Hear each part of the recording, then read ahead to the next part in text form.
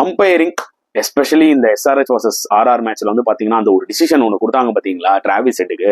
நல்ல காலம் RRக்கு அது பெருசா காஸ்டால, ஏன்னா அடுத்த பாலே வந்து அவர் ஸ்வீப் ஆடுறேன்னு சொல்லி அவுட் ஆயிட்டாரு டிராவிஸ் ஹெட். ஏங்க கண்ணு தெரியாதாங்க தேர்ட் அம்பையருக்கு அந்த ஏர்ல பேட் இருக்கு, அதை போய் அவுட் இல்லைன்னு எப்படிங்க சொல்லலாம்? சத்தியமா நிஜமா எனக்கு நிமிஷம் புரியலங்க.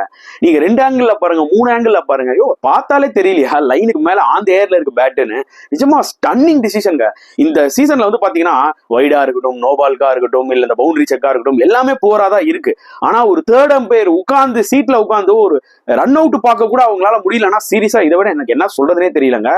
BCCI நிஜமாவே யோசிக்கணும், யாரை நீங்க அம்பையர்ஸா வச்சிருக்கீங்க. இந்தியன் அம்பையர்ஸ்க்கு முதல்ல பேசிக் என்னன்றது அவங்க தெரியணும்.